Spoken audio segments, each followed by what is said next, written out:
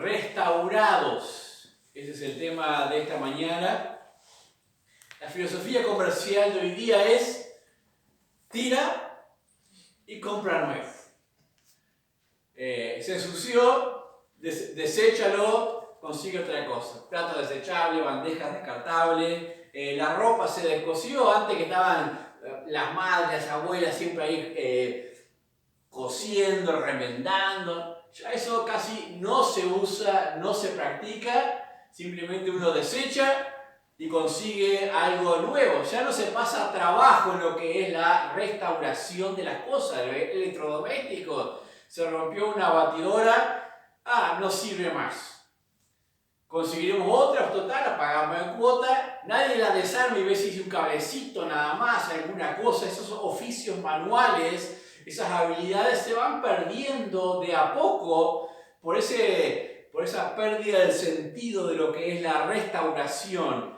Estos domingos pasados veíamos algo de ese arte japonés, el kintsugi, que nos hablaba de la restauración de los jarrones familiares que se transmitían de generación en generación y se seguían usando por unos y otros. Pasaban los años, las décadas y los seguían usando. Claro que se quebraban, se les rompía, se rajaban, pero tenían el sumo cuidado de restaurarlos con esa amalgama que preparaban con oro.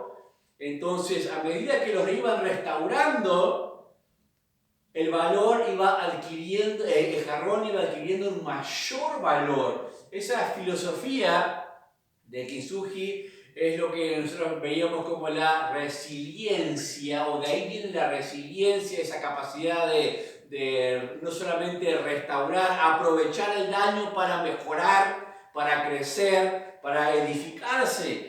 Y necesitamos eso muchas veces, tiempos de prueba, tiempos de tribulación para fortalecernos, para aprender, para crecer, para aquilatarnos en cuanto a lo que es la medida de nuestra fe en la confianza en nuestro Señor. Ahora, ¿los cristianos necesitan restauración?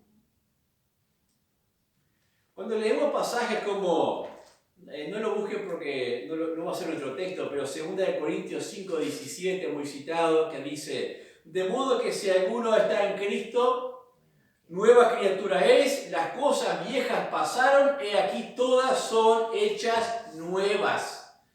Y leemos este pasaje y decimos: no necesitamos restauración si Dios hace nuevas todas las cosas.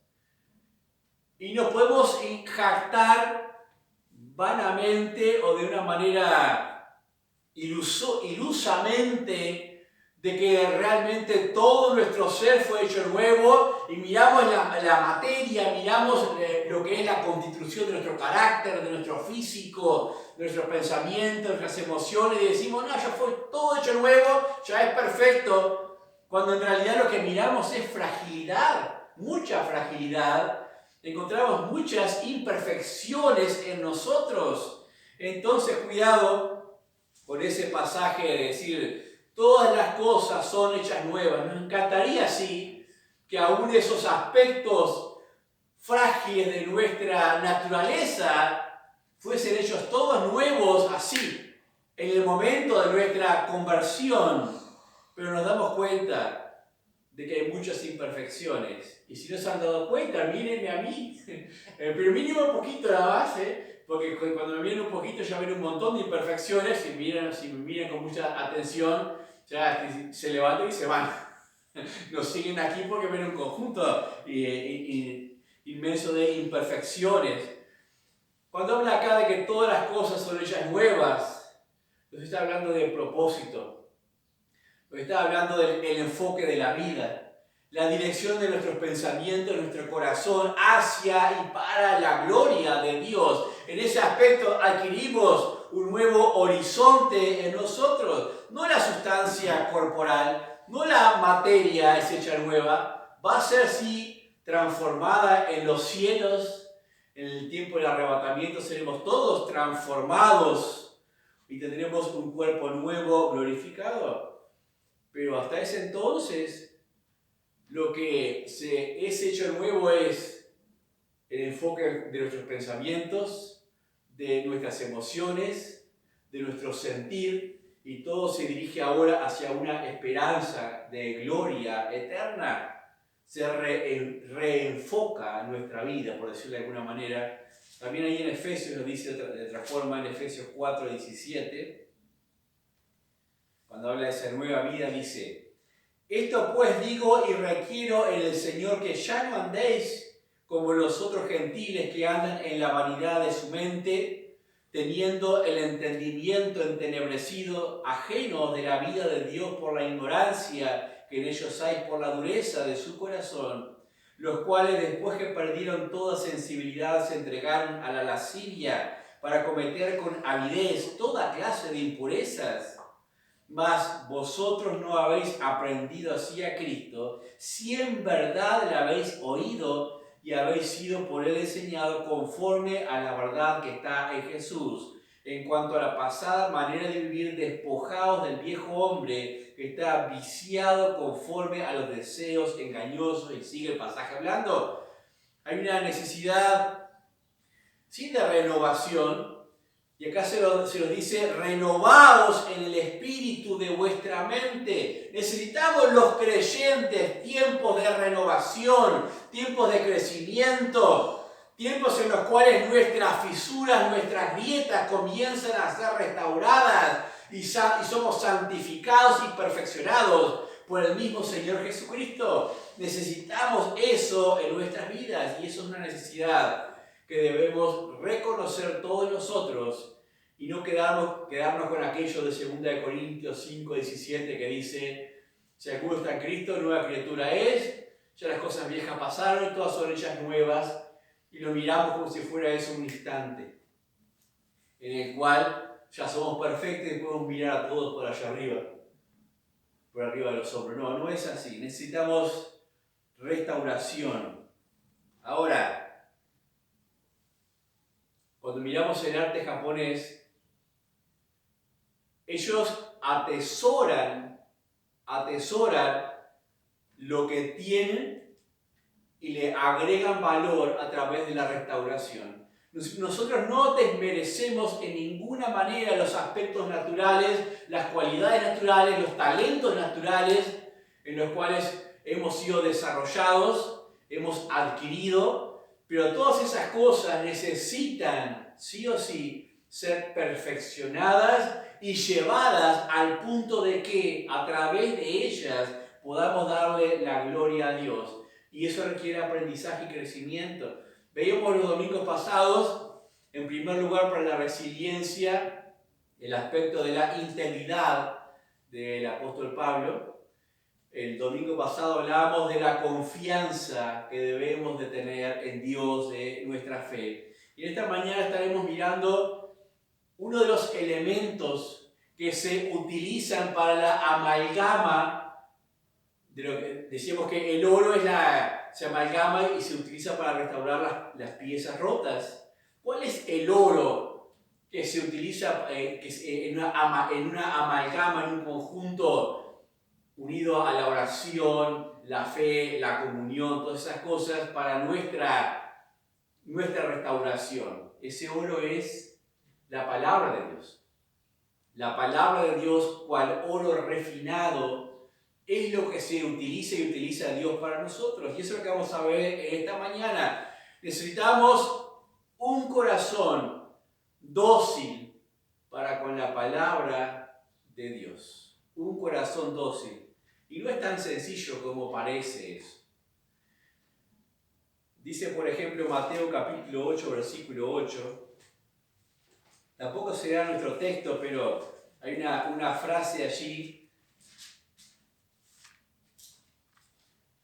que dice: respondió el centurión y dijo: Señor, no soy digno de que entres bajo mi techo, solamente di la palabra y mi criado sanará. El criado de aquel centurión necesitaba ser sanado. Pero miren lo que dice este hombre: solamente di la palabra y sanará. ¿Cuánta confianza, cuánta fe tenía este hombre, este centurión, de que solamente la palabra dicha del Señor Jesucristo sería absolutamente suficiente para la sanación de aquel criado que tenía en la casa? Y es tan extraordinario esto que Jesús dice: difícilmente hallo esta fe en mi pueblo. En mi propio pueblo difícilmente encuentro esa calidad de fe y confianza en la palabra del mismo Señor Jesucristo. ¿Encuentra esa calidad de fe en los creyentes hoy día el Señor Jesucristo?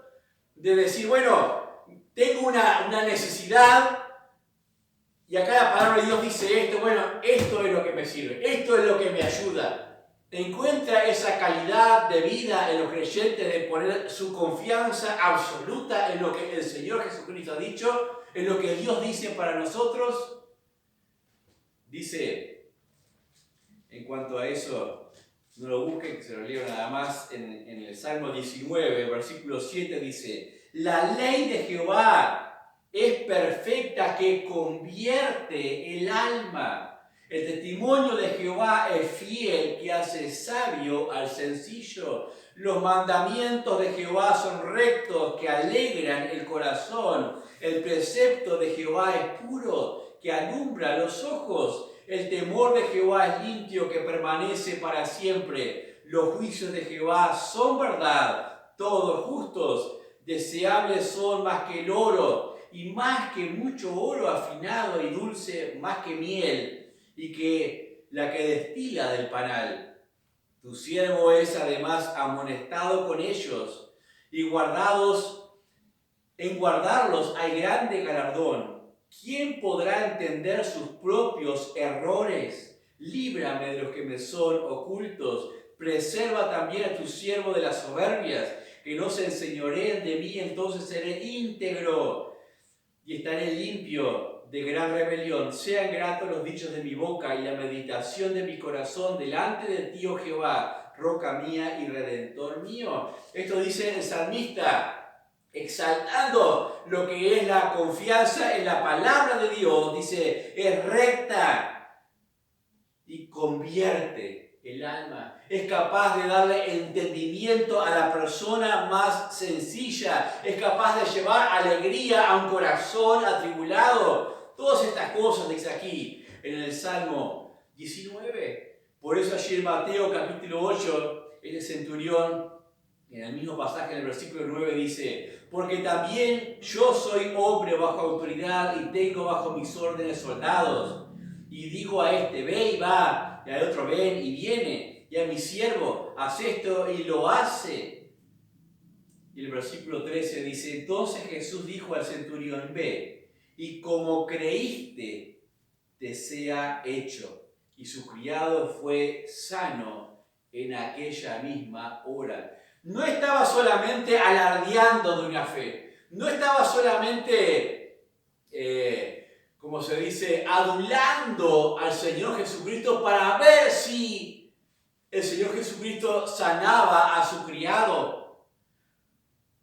Porque Jesús le dice, y como creíste te sea hecho, conforme a la integridad de tu fe sea hecho. Y el criado fue sanado en esa misma hora. ¿Qué significa eso? Que realmente ese centurión estaba creyendo en el Señor Jesucristo y en su palabra, que tenía poder para sanar. Nos vemos muchas veces languidecer a los mismos cristianos, las familias, sin poder, en ocasiones, verse en una especie de miseria emocional o miseria en cuanto a la propia vida, de no saber qué hacer, en toda esa incertidumbre. Pero yo digo, la palabra de Dios tiene poder para restaurar cualquier vida. Nosotros mismos a veces limitamos ese poder y decimos, no, él ya está perdido, esta situación está perdida. No hay nada perdido para la palabra de Dios, porque puede restaurar lo que sea. Y lo hemos visto en familias restauradas, matrimonios, hijos, pueblos enteros han cambiado su forma de vida. Cuando les llegó el Evangelio, tribus han sido transformadas, han salido de la oscuridad de la idolatría y han comenzado a servir a Dios. Eso hace la palabra de Dios. Y esta mañana vamos a ver un ejemplo en el libro de Esdras. No es tan fácil de encontrar, Antiguo Testamento, así que busquen tranquilo, busquen en el índice igual y podrán encontrarlo. Pero después de que pasan en Primera y Segunda Reyes, después tienen las Crónicas y después ya venimos para Esdras, Nehemías. Así que es fácil ubicarlo en ese aspecto. Esdras capítulo 7, versículos 6 al 10.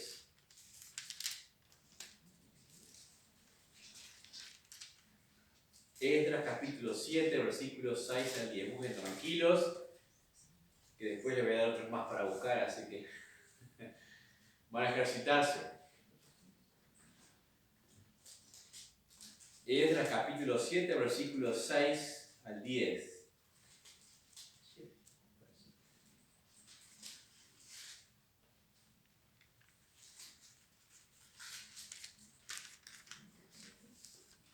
Capítulo 7, versículos 6 al 10, dice así. Este Esdras subió de Babilonia. Era escriba diligente en la ley de Moisés, que Jehová Dios de Israel había dado, y le concedió el rey todo lo que pidió, porque la mano de Jehová su Dios estaba sobre Esdras. Y con él subieron a Jerusalén algunos de los hijos de Israel y de los sacerdotes, levitas, cantores, porteros y sirvientes del templo, en el 7º año del rey Artajerjes.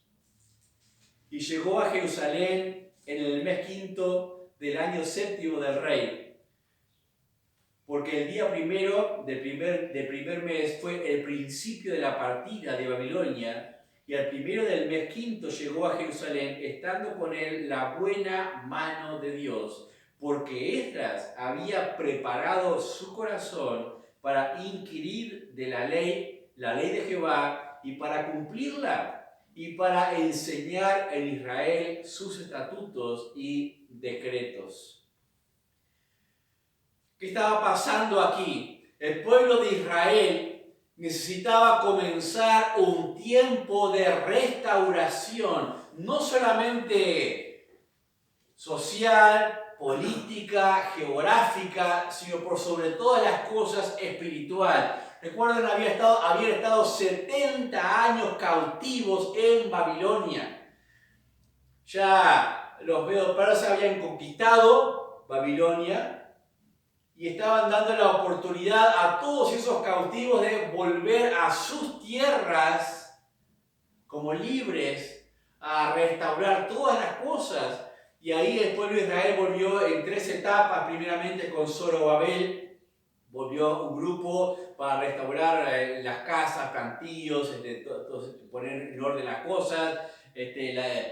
Con Esdras viene luego lo que es la restauración de todo lo que es el templo, la adoración. Con Nehemías, la parte de los muros para la protección. Pero en esos 3 grupos, básicamente, Israel necesitaba ser restaurado. Había sido resquebrajado como una tinaja, pero ahora necesitaba todo eso rearmarse nuevamente y tomar forma como pueblo de Dios para seguir sirviendo a Dios en su tierra, en la tierra que Dios les había dado. Era el tiempo de volver, pero también era un tiempo para ser restaurados o de reformas. Y Esdras tenía una visión.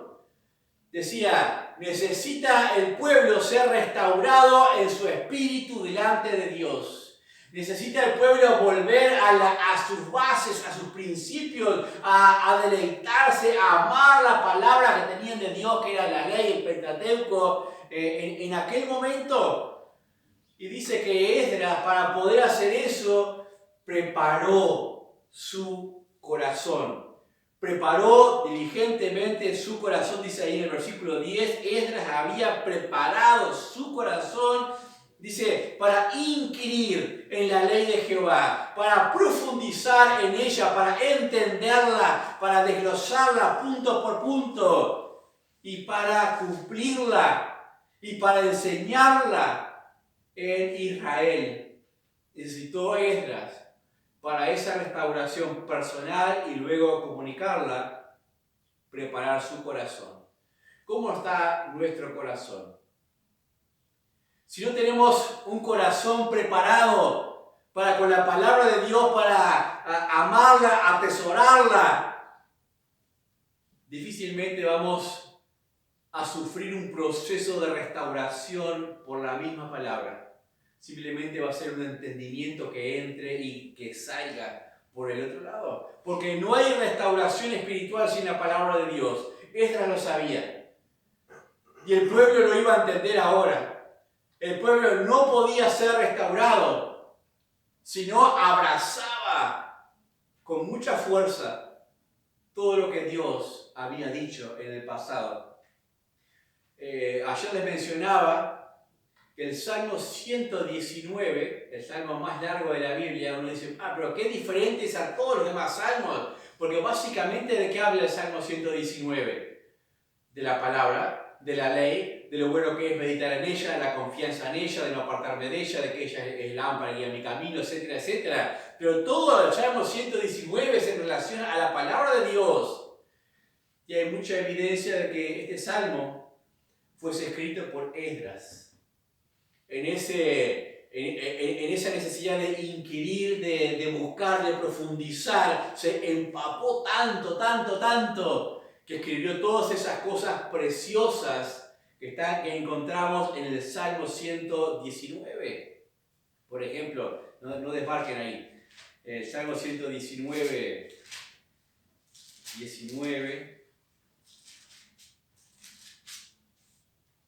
Dice, forastero soy yo en la tierra, no encubras de mí tus mandamientos. Esto lo decía estando ya en Babilonia, mientras inquiría en la ley de Dios. Ese era el anhelo, no encubras nada, quiero entenderlo todo. Y así básicamente dentro del Salmo encontramos muchas pautas de que sí, no lo escribió nadie dentro del pueblo de Israel, sino estando fuera, como bien pudo haber sido Esdras, ¿no? En el 7:6 habíamos leído, dice, Esdras subió de Babilonia, era escriba diligente en la ley de Moisés. Diligente, o sea, no era para nada perezoso en su estudio. Dice el Salmo 119:46, por ejemplo, hablaré de tus testimonios delante de los reyes y no me avergonzaré.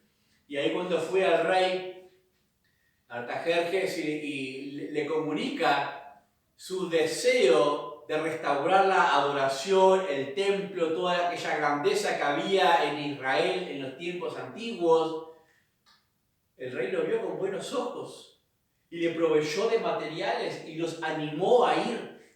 Porque él dice, yo no me avergonzaré de decir que eso es lo que necesitamos y eso es lo bueno para nosotros. Versículo del Salmo 119:54 dice, cánticos fueron para mí tus estatutos, en la casa en donde fui extranjero. Me acordé en la noche de tu nombre, oh Jehová, y guardé tu ley. Estas bendiciones tuve porque guardé tus mandamientos. Mi porción es Jehová. Y sigue, todo el salmo es precioso. Uno empieza a leer y no puede dejar de leerlo porque un versículo te lleva a otro y a otro y a otro y no te permite dejar de deleitarte en todo ello. Lo cierto es que Esdras fue diligente. ¿Cómo somos nosotros con la palabra de Dios? ¿Diligentes o no? A veces encontramos que somos demasiado superficiales en la relación de nuestra vida con el estudio de la palabra de Dios y no dejamos que ella actúe en nosotros. La palabra de Dios es viva y es eficaz, y eso es lo que tenemos que creer. No es solamente tinta sobre un papel. Esto es tinta sobre un papel, pero lo que comunica es la palabra de Dios. Y eso es lo que tiene poder sobre la vida de aquellos que realmente se deleitan en ella, creen en ella y se someten a ella en todos los aspectos. A veces decimos, tengo suficiente conocimiento de la palabra de Dios y dejamos esa diligencia. Pero no es el conocimiento lo que me perfecciona. No es el conocimiento exacto de todas las cosas que se dicen acá, poder decir, la genealogía tal y tal, el año tal, cual, los nombres, aquello y lo otro, y la geografía. No es eso lo que realmente enriquece mi vida, sino la diligencia, en el sentido de buscar en la palabra de Dios lo que Dios dice a mi vida hoy, para mí, para mi situación, para mi necesidad. Esdras preparó su corazón y Dios le habló. Dios le habló de cómo llegar al pueblo, de lo que tenía que hacer al llegar a la tierra de Israel, de cómo hablarle a Artajerjes en relación a esa necesidad y todas esas cosas. Y Esdras se empapó tanto de esta palabra que comunicó. Al momento de pararse delante del pueblo, pudo comunicar al pueblo, transmitir el ánimo. Y vamos a ver la reacción de este pueblo. Ahí después de Esdras, un poquito más adelante, llegamos al libro de Nehemías. Nehemías capítulo 8. Nehemías capítulo 8. Los primeros versículos de Nehemías capítulo 8, después de Esdras. Dice así.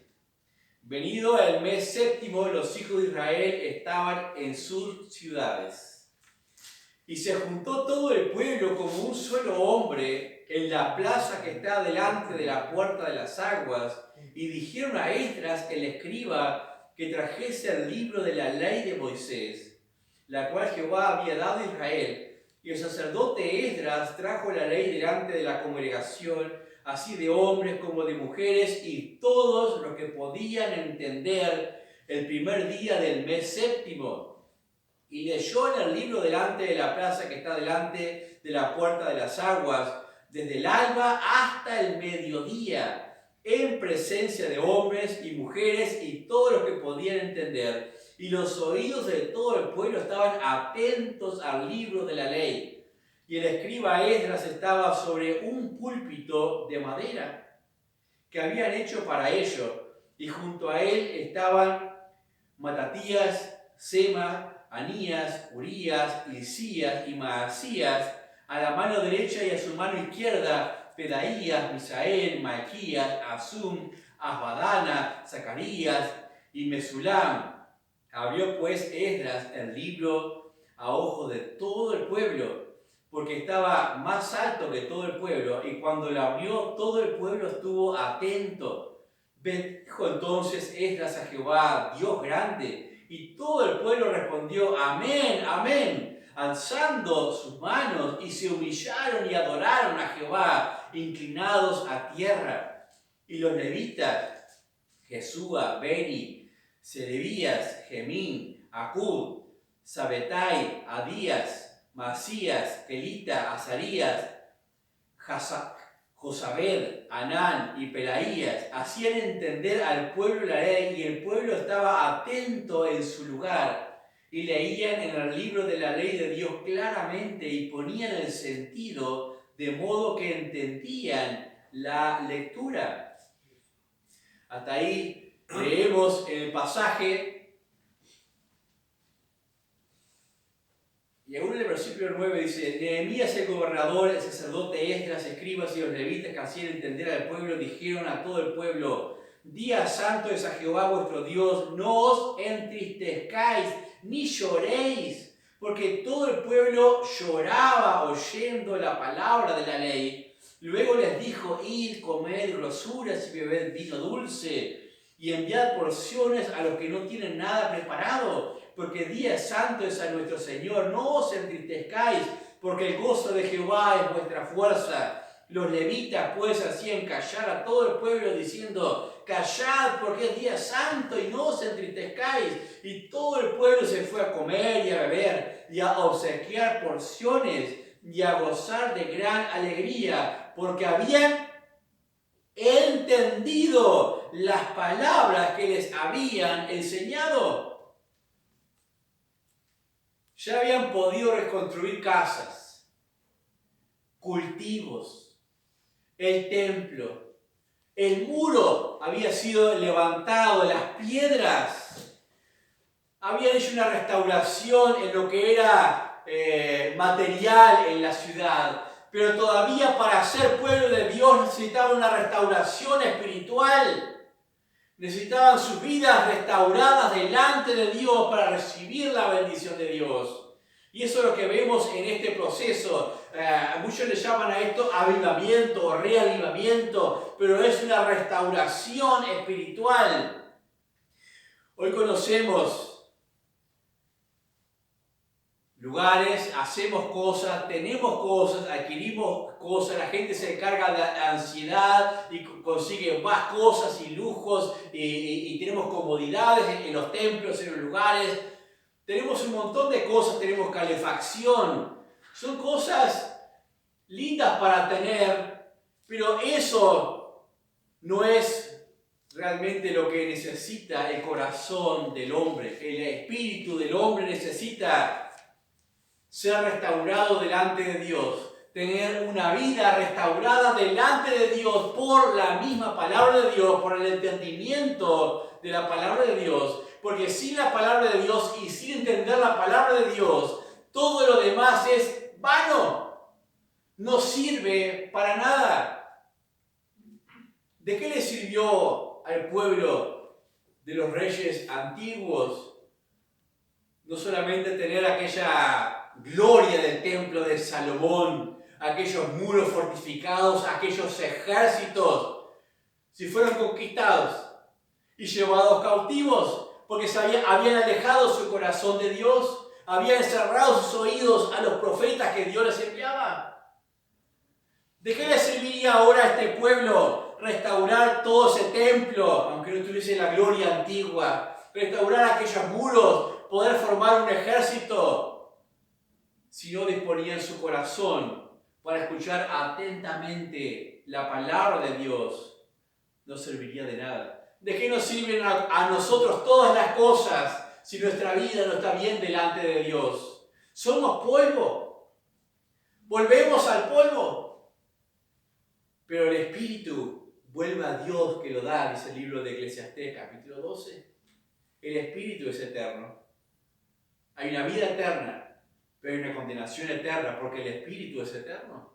Las demás cosas, todo es vanidad sin Dios. El pueblo dice que oía atentamente y lloraba. El pueblo, imagínense todo ese pueblo llorando porque solamente se estaba leyendo la palabra de Dios, la ley de Dios. ¿Por qué lloraban? ¿Qué estaba pasando allí?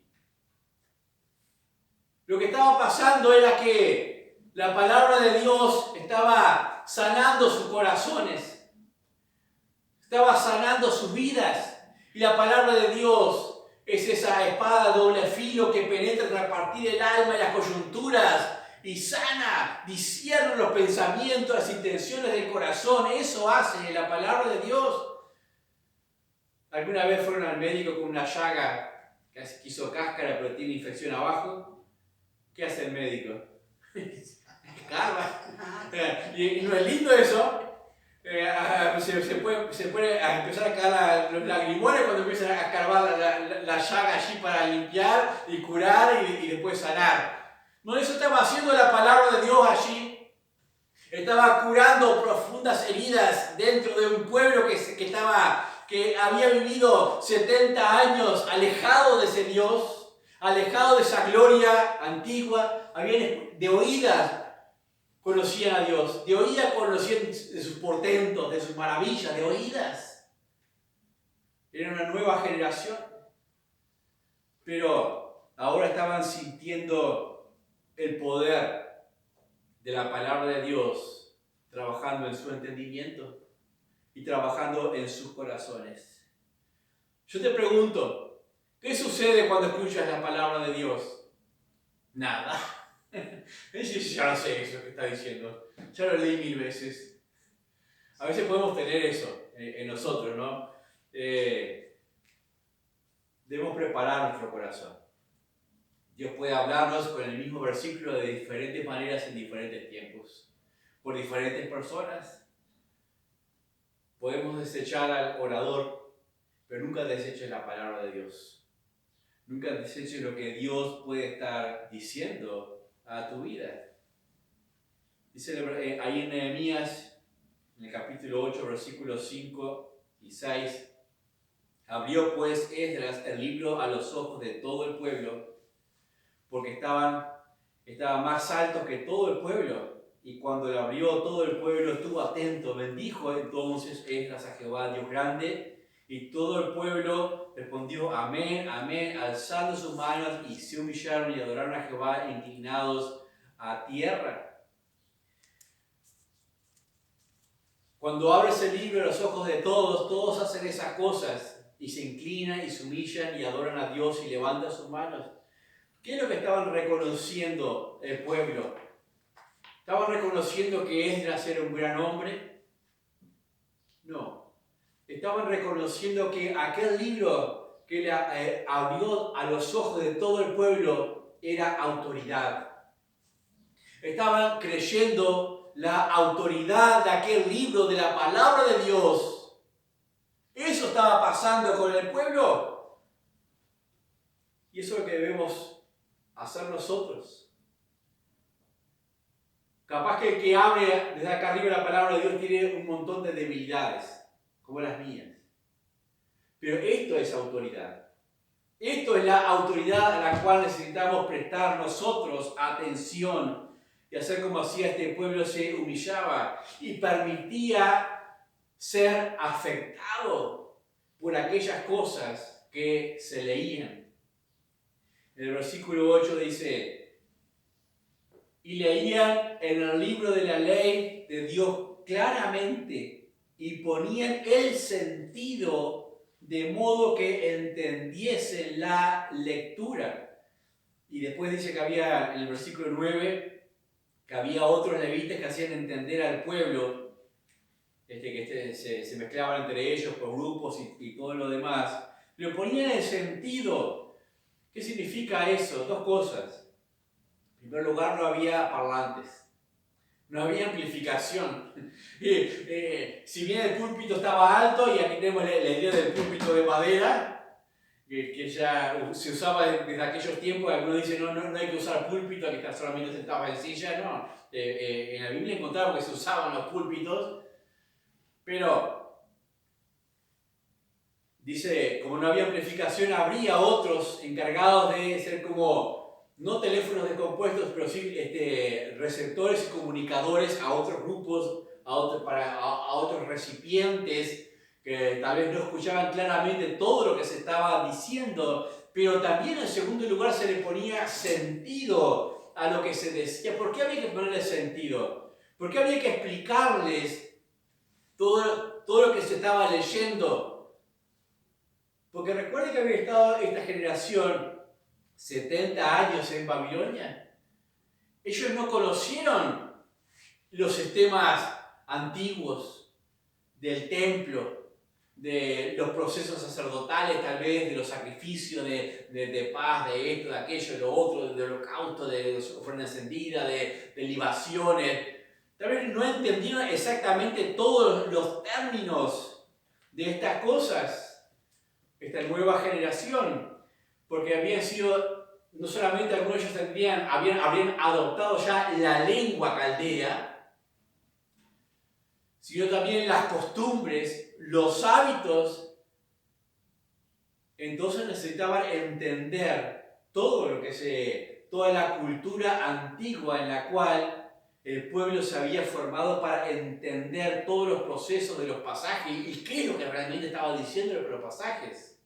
Es como hoy día nosotros hoy día en nuestra cultura uruguaya no tenemos por qué entender cuando leemos algunos determinados términos en la palabra de Dios, de saber exactamente lo que significa, porque no es ni de nuestros tiempos, ni de nuestra cultura, ni de nuestro vocabulario siquiera. Necesitamos que haya una interpretación. Necesitamos que haya alguien que haya estudiado qué significa eso, qué significó en aquellos tiempos esas cosas, y luego pueda comunicar o explicar ese entendimiento, y por eso está la iglesia, están los dones, están los maestros, hoy día contamos con un montón de materiales, tenemos libros allí preciosos sobre la mesa de concurso, que después si pueden mirar alguno, hablar con la hermana Sofía sobre ellos, pero es que acá le ponían sentido, eran como nosotros, necesitaban entender, y luego entendieron todas estas cosas. Dice, todo el pueblo lloraba. ¿Por qué lloraba? Estaban tan atentos que cuando comenzaron a leer y explicar las cosas, entendieron la grandeza de Dios, la santidad de Dios, la justicia de Dios y el amor de Dios que les había traído nuevamente a su tierra. Entendieron su necesidad. Entendieron que ellos eran culpables y lloraban porque entendieron quién era Dios y quiénes eran ellos realmente. Un pueblo que se había alejado de Dios y hoy tenía una oportunidad más de volver a Dios, estar delante de Él y vivir una vida restaurada para Él. En el versículo 12, habíamos leído ahí de Nehemías, y todo el pueblo se fue a comer y a beber y a obsequiar porciones y a gozar de gran alegría, porque habían entendido las palabras que les habían enseñado. ¿Qué pasó con estas vidas? Fueron restauradas. Aquí tenemos un pueblo restaurado. No solamente como nación políticamente, geográficamente, sino un pueblo restaurado en su alma, porque este era el pueblo de Dios. ¿Entiendes lo que Dios dice a tu vida? ¿Entiendes? No podemos ser restaurados si no entendemos. Necesitamos abrir nuestro corazón a la palabra de Dios.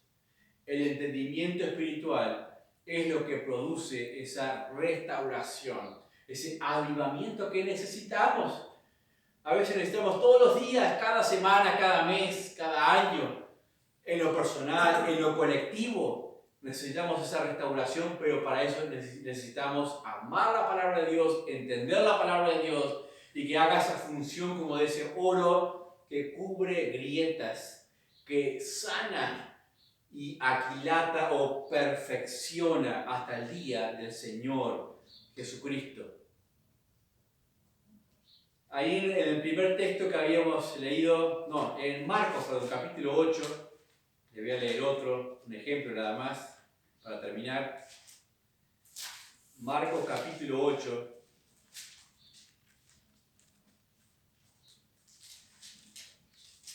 Para conectarlo con el Nuevo Testamento también, porque Julio siempre me dice, ¿no son antiguos, que es nuevo también? Marcos capítulo 8, versículo 16 al 21 dice,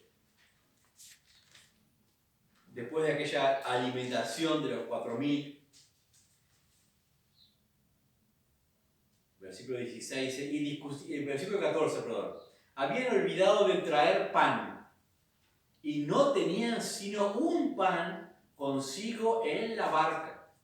Y él les mandó diciendo, mirad, guardaos de la levadura de los fariseos y de la levadura de Herodes. Y discutían entre sí diciendo, ¿es porque no trajimos pan? Y entendiéndolo Jesús les dijo, ¿qué discutís porque no tenéis pan? ¿No entendéis ni comprendéis? ¿Aún tenéis endurecido vuestro corazón? Teniendo ojos no veis y teniendo oídos no oís, y no recordáis cuando partí los 5 panes entre 5.000 y cuántas cestas llenas de pedazos recogisteis. Y ellos dijeron 12. Y cuando los 7 panes entre 4.000, ¿cuántas canastas llenas de pedazos recogisteis? Ellos dijeron 7. Y les dijo, ¿cómo aún no entendéis? Estamos acá delante de una escena de los discípulos del Señor Jesucristo. No lo vamos a extender el pasaje, pero para hablar de la necesidad que podemos tener nosotros por nuestros corazones endurecidos cuando escuchamos que Jesús nos dice algo. Jesús le había dicho, guardaos de la levadura de los fariseos y de Herodes, hablando de asuntos espirituales. Y ellos estaban con la cabeza, ¿dónde? Trajimos un pan solo. ¿Será porque no trajimos más pan? Y suena demasiado simple eso, pero a veces somos nosotros así, con la palabra de Dios.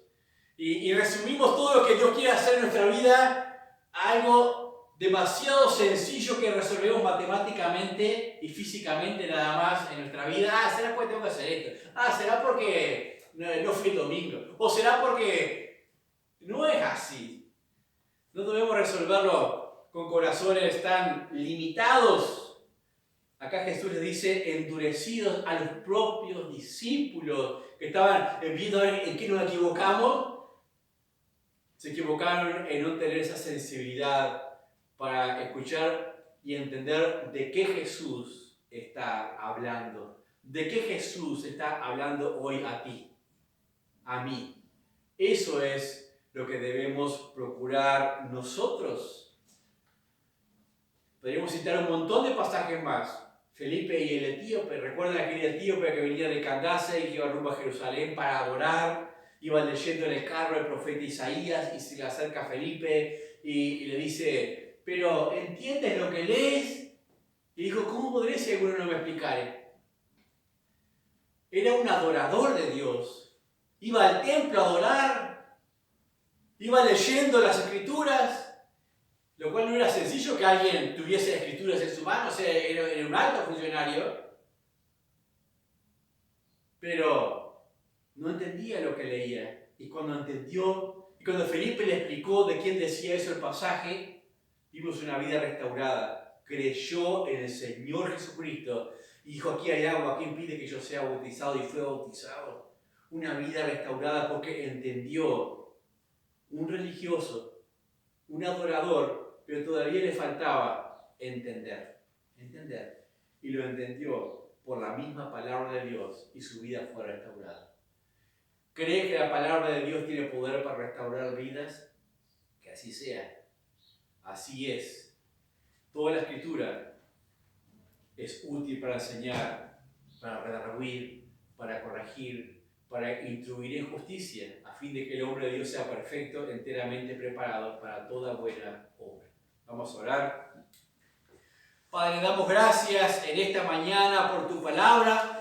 Damos gracias, oh Dios, porque cuán rica es a nuestra vida, cuán precioso tesoro a nuestro corazón, Señor. Padre, no permitas que las cosas de esta vida, los apuros, las circunstancias, endurezcan nuestro corazón al punto de no prestar atención y ser sensibles a aquellas cosas que tú hablas a nosotros, Padre. Padre, sabemos que tú quieres lo mejor para nosotros, restaurarnos, llevarnos a esa vida delante de ti, oh Dios, útil, una vida que realmente te glorifique en todos los aspectos, Padre. Ayúdanos a ser sensibles, a abrir nuestro corazón, Señor, y que tú puedas trabajar en cada uno de ellos, Señor. Lo pedimos en el nombre del Señor Jesús. Amén.